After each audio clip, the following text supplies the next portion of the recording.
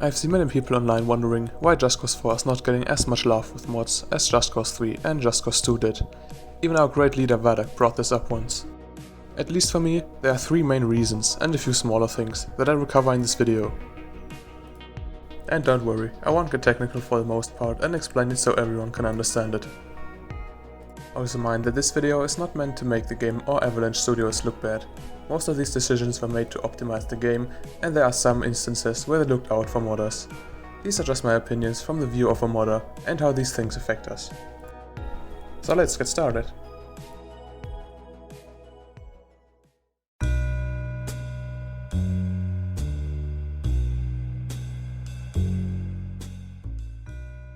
As a brief explanation, vehicles, weapons and locations mainly consist of 2 files. A file archive containing models, effects, lowest textures, etc. called .ee, and a property file puzzling together these files to say a car, known as .epe. Because of that, the properties file is of course very interesting and can be used to add weapons to vehicles, change sounds, make vehicles amphibious, etc. In Just Cause 3, that was as easy as just adding things to it and repack it. Granted you didn't mess up, this would work just fine. In Just Cause 4 however, at the top of the properties files, there's a table of contents listing the components of an item. This is so weird that I haven't gotten anything to work with it yet, and because of that, a huge part of modding potential goes out the window. Not only can you not add new components to items, even when just changing a sound, it won't use it.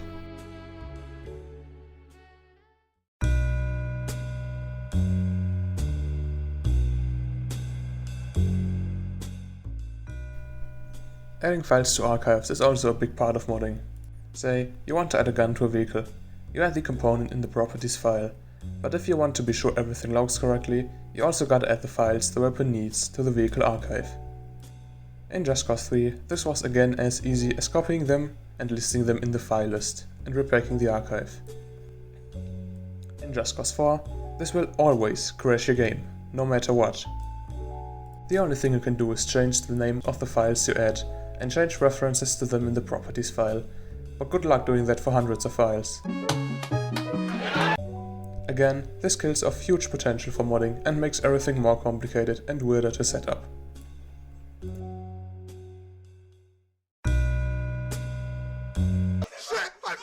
What the fuck? I don't fucking know. Fuck! Stop screaming! Stop!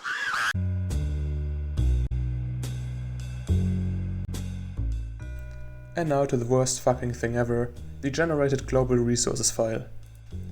In Just Cause 3, the item's lowest textures and stat files were in their own archive. In Just Cause 4, they were removed from the individual archives and were all thrown into one big 500 MB file. That means, you wanna make a Rico skin? Well, gotta pack in an additional 500 MB for each one. Wanna change just one vehicle stat? Well, add 500 MB to that mod. Wanna use 2 vehicle stat mods at the same time? Can't do that. What makes this worse is that the mod page has a 100 MB file size limit, so for every mod editing a file in generated global resources, you gotta use your own cloud storage. What makes this even worse is that none of our current tools can repack this file, so you need to merge in the edited files with a hex editor. Now, Potato did fix some of this issue and made a set of vehicle and weapon files that have the stat files in their own archive again, so it is easier to mod, but still, it isn't optimal.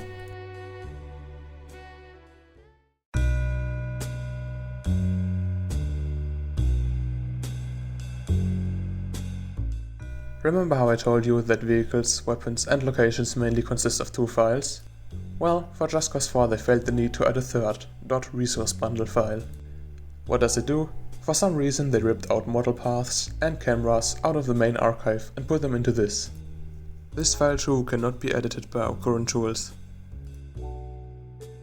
But what if you just want to use mods? Well, that became a bit more difficult too. Just Cause 3's launch options were short enough to fit into the Steam launch options field. Just Cause 4's however do not. That is because the files are spread across more folders than before. So you need a shortcut or batch file to launch the game with mod options, which can turn off players from even using mods. Just as comparison, these are Just Cause 3's launch options, and these are Just Cause 4's.